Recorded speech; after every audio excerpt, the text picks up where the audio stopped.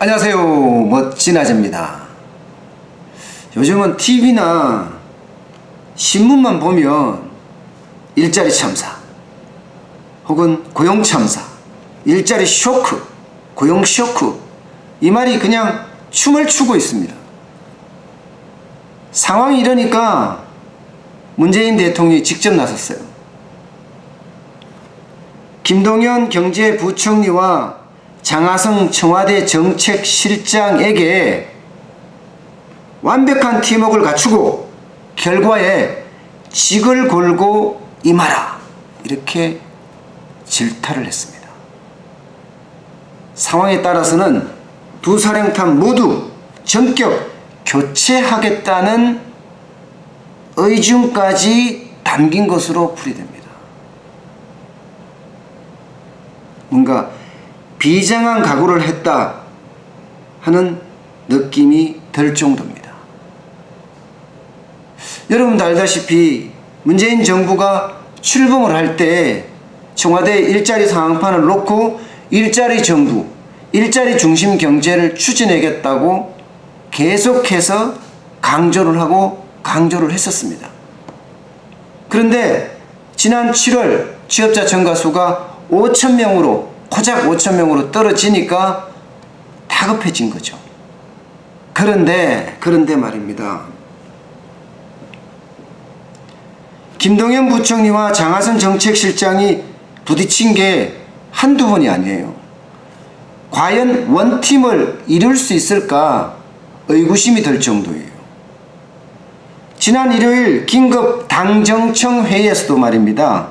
김동연 부총리는 소득 주도의 성장 정책을 손봐야 된다, 뭔가 변화가 필요하다, 이렇게 언급을 했지만 장하성 정책실장은 연말에 가면 좋아질 거다 하면서 아예 일축해버렸습니다.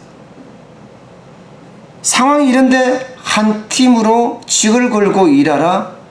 글쎄요, 각자 직을 걸고 일하겠죠. 그것도 또 불협화음이 계속되면서 말입니다. 그렇다면 일자리 창출은 진짜 어려워 보입니다. 그런데 말입니다, 전 세계는 지금 완전히 상황이 달라요. 성장을 구가하고 있습니다. 미국만 하더라도 7월 청년 실업률이 52년 만에 최저치를 기록했습니다. 와, 전체 실업률도요, 최근 10년 사이에 가장 낮은 수준입니다. 이것은요, 일본이나 유럽도 마찬가지입니다. 대한민국만 유독 상황이 이렇다는 거죠. 취업자 증가가 고작 5,000명이라니요. 그래서 쇼크란 말, 참사란 말이 만연하는 거예요. 보통 30만 명은 늘어나야 정상이라고 이야기합니다. 그런데 5,000명이면 금융위기, 2008년 금융위기 때보다 지금이 더하다, 아니 IMF 외환위기 수준이다 라고 말하는 사람도 많습니다. 원인이요? 원인은 분명하잖아요. 여러분도 알고 저도 알고 있잖아요. 기업인이나 저같이 소위 국밥집을 하는 소상공인이나 자영업자나 모두가 하나같이 최저임금이 많이 올라서 고용을 못하겠다는 거예요. 있는 사람도 내보내고 있습니다. 최근 2년 사이에 29.5%가 늘어났으니 당연한 결과 아니겠습니까? 아예 이 하나가 가장 큰 근본적인 문제입니다. 게다가 근로시간을 성급하게 단축했다는 이야기도 계속 나오고 있습니다. 기업 입장에서는 고용 비용이 증가하니까요. 대기업이야 이미 3교대 체제로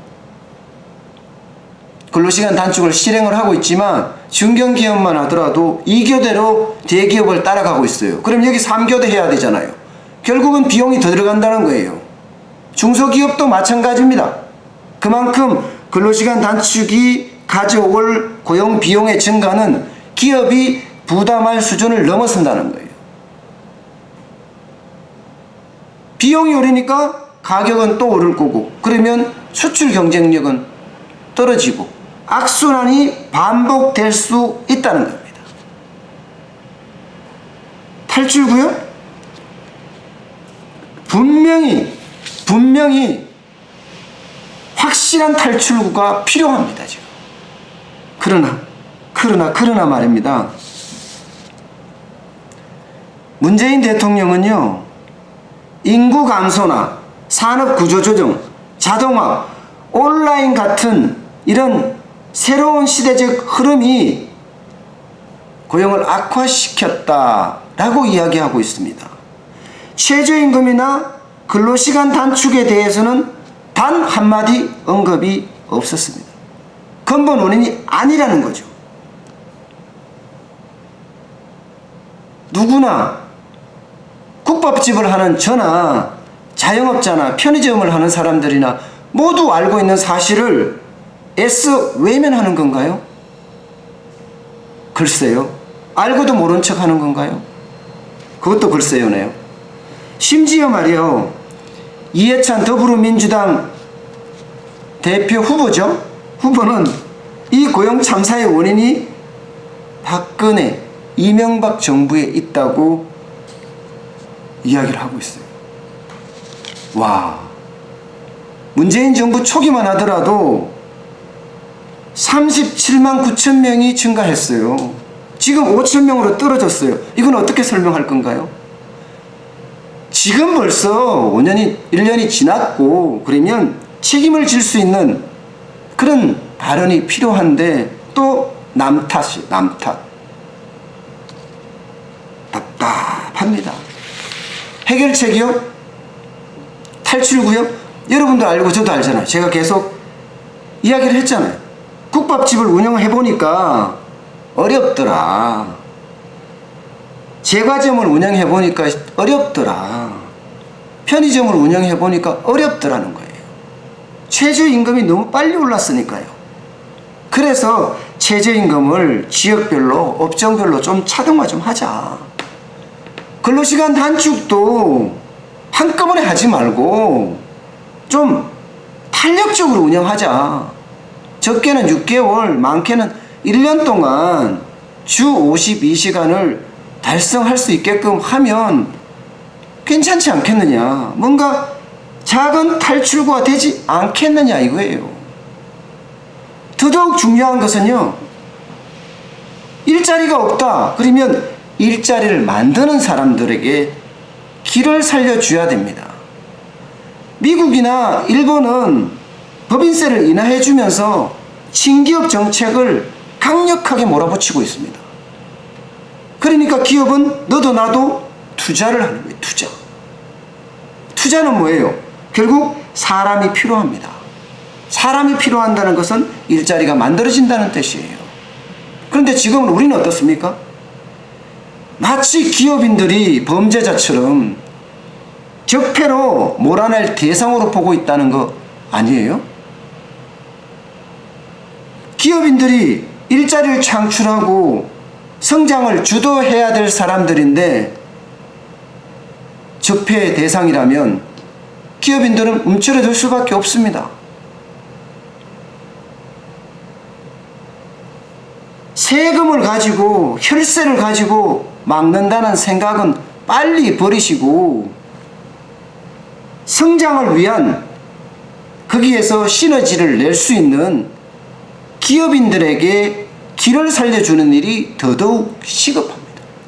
돈이 안 들어갑니다. 여기도 혈세, 국민의 세금을 넣지 않아도 기업인들은 길을 살려주면 거기에서 으쌰 힘을 내서 더 성장을 이뤄 나갈 겁니다.